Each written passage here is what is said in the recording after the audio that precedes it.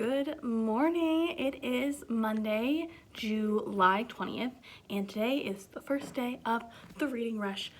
I am in a window right now, and I just wanted to start off this vlog with a few things. One, I'm throwing Twilight out of the books that I'm going to read. I decided I want to do a separate video reading Twilight in preparation for Midnight Sun, which comes out in like 2 weeks. And also, I just got in the audiobook for Hunger by Roxane Gay, and it's like a 6-hour audiobook, so like I want to listen to it, and I think it'll be quick. That's the plan. I'm going to start off reading the audiobook. Oh my god, Elsa. I'm going to start off with the audiobooks that I have, which are Hunger and Black Girl Unlimited. Those are the priorities, although I might not get to Black Girl Unlimited. I might read Roxane Gay's book, All Outside, and that'll be the one for that prompt. But the audiobooks are the priority, and then after that, Giovanni's Room is the priority because it's the shortest out of all of them, and I just feel like I need to prioritize it or I won't get to it because it's not my typical genre, which is more, not classic, but less contemporary since it was published in the 60s. So that's the plan. Feeling good. I just had breakfast. I'm going to go upstairs. I'm going to wash my face and get dressed for the day. Yeah, I'm feeling good. I've been home it'll be 2 weeks that I've been back in New Jersey on Wednesday, so I'll officially be able to stop quarantining and like go out and maybe like go grocery shopping to get some stuff. So it'll be good. Hello, it is 3 in the afternoon. I actually took like a 3-hour nap by accident. I am 30% into Hunger by Roxane Gay, and I realized I never actually told you guys what that book is about. So Hunger is, I believe like the subtitle is A Memoir of My Body, and basically Roxane, the author, is recounting her relationship with her body, with food, with fat phobia, all doing it while also examining her history of, or past experiences with sexual assault and sexual trauma, and how it's kind of affected the rest of her life.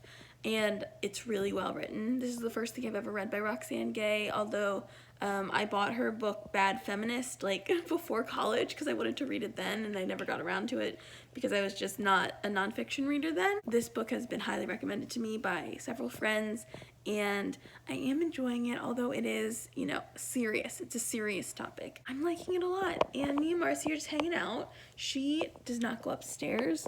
That was something when I lived in Houston. I got a 1-floor apartment or a 1st-floor apartment because Marcy does not like going up steps, and because my bedroom's here is upstairs, she's downstairs alone more than she ever used to be, which is very sad. But the other week she went upstairs for the first time ever.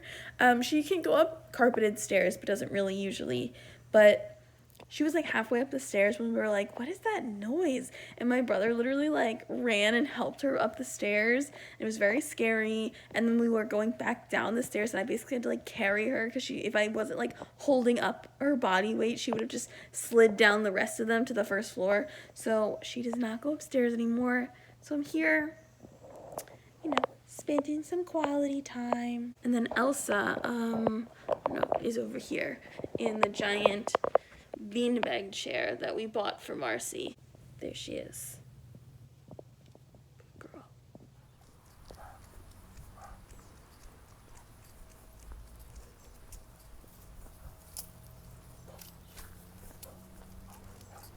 Good morning. It's like 9:30. I just came downstairs. I was up a little earlier to feed the animals, but I always go back to sleep because I'm not trying to wake up at 6 o'clock. So last night at about 12:30, I finished the audiobook for Hunger by Roxane Gay, and I really liked it. I haven't read that many, but I feel like it's definitely the most vulnerable and honest of every memoir that I've read. I would say that The Collected Schizophrenias, which I read in February, was probably on a similarly honest level, but because of the kind of almost academic sway of those essays, it felt a little colder, whereas this book was just very very vulnerable. I thought it was really, really well done. The writing was beautiful, and if anything, it really, really made me want to read everything Roxane Gay's ever written. I don't remember if I still have my copy of Bad Feminist. After having it sit in my bedroom being unread for about 4 years, I might have donated it, but I might not have, so I'm gonna have to look in my book boxes and see if I can find it. It's hard to say that I enjoyed the book because it dealt a lot with fat shaming and the way the world hates women for existing and wants them to be smaller and quieter and punishes you if you don't do that. Definitely made me think, made me feel things, and I really liked it. I'm not sure when I'm gonna rate it or anything. I've kind of been feeling weird about rating like memoirs and nonfiction, so I might just stop doing that completely.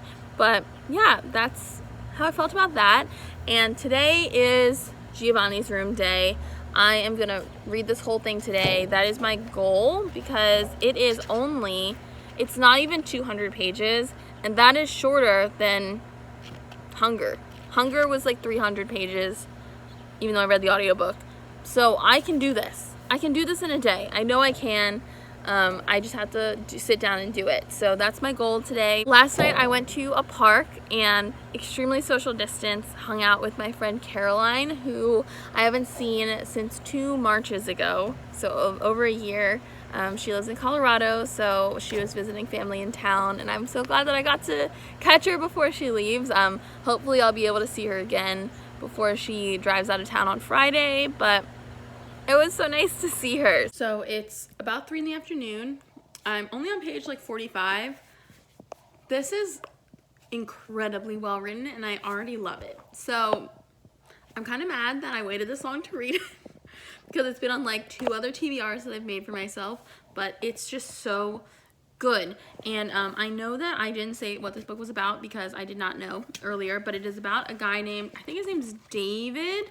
They only say his name a couple times, like maybe twice it's been said so far, but it's about a guy named David, and he's living in Paris. He grew up like in America, but in New York, and he's in Paris. And it's about, at the time of the book starting, we already know that Giovanni has died, and so this book is about going back and seeing the development of their relationship, and him confronting his interest in men, romantic interest in men. It's so good. It was published in 1956. I was wrong about it being from the 60s. It's from 1956, and it's so good. It's 10:30 at night. I'm right next to our air conditioner, so sorry if you can hear that really loud, but I'm a lying liar who lies. I only got 50 pages into Giovanni's Room today. My goal is to read as much of it as I can tomorrow morning, as hopefully I can finish it before noon. Again, it's not even 200 pages. I know I can read it fast. I just like spent all day on TikTok or hanging with my fam, or like, I don't know, watching Criminal Minds, which is actually what I'm gonna do now before bed. So, oh, it shut off. But yeah, all I can say is that I really enjoyed Giovanni's Room so far. Only 50 pages in.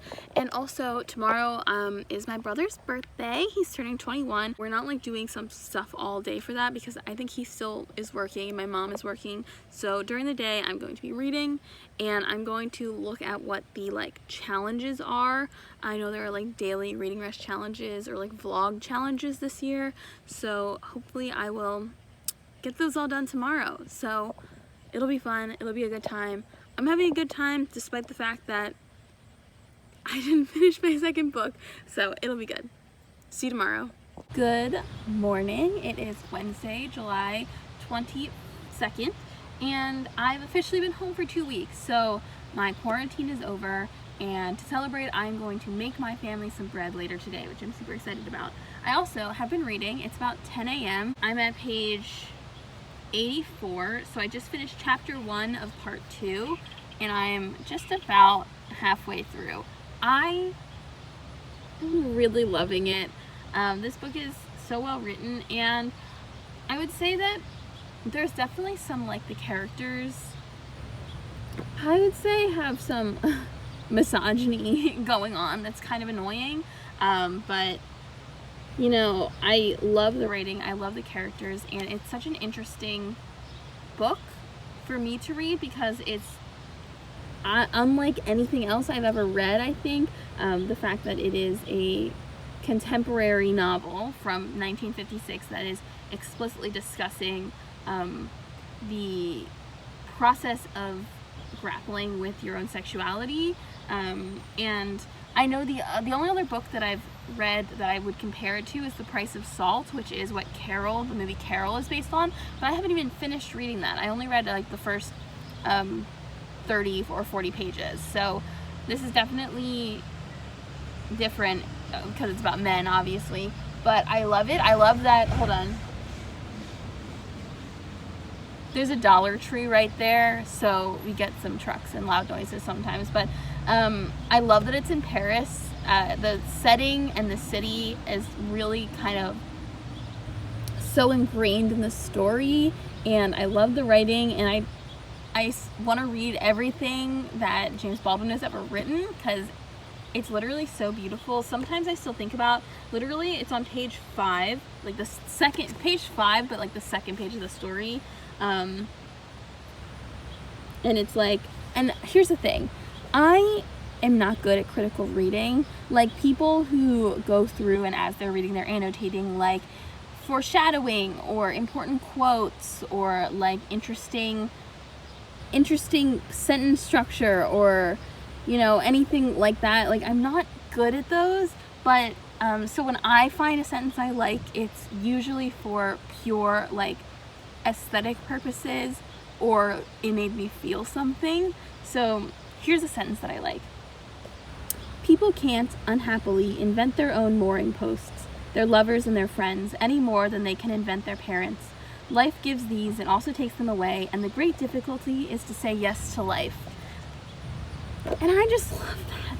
So I'm having a good time. I really like David, even though he's kind of an ass, the main character, and Giovanni at this point is kind of a manic pixie dream girl-esque character, but also like the personification of like both temptation and repulsion. So David is in love with him but also hates him for like awakening this realization of his own sexuality, and I'm just having a good time, and I'm definitely gonna finish this today. I know I said it's 10 o'clock, so I have about, I'm actually 84 is exactly halfway because this book ends on page 169, so I have about 85 more pages to read and then I'll be done, and I want to finish before noon. Yes, having a good time. Let's go reading rush. I finished Giovanni's room. It was incredible, and at the same time I don't know how I feel about it. I have no idea what I want to rate it. It's definitely 4.5 or a 5, but ooh, wow, very white there. It was so good. It's so well written, and it's such an interesting character. It's a little plotless, I'd say. I was also wrong at when I was describing the plot. I mean, I was right, but the book begins and Giovanni is actually about to be executed for a crime, and the book is kind of about how David and Giovanni meet and kind of what happens to lead Giovanni to that moment and to lead David to that moment, and I just loved it. And now, oh, I also finally looked up like the Instagram challenges, so here's my picture for day 3 of the Reading Rush Instagram challenge. It's supposed to picture of your current read, which was this, with your pet. So there's Elsa in Giovanni's room, and I am gonna go make some bread right now. Is there mint? Can you get a mojito? Yes.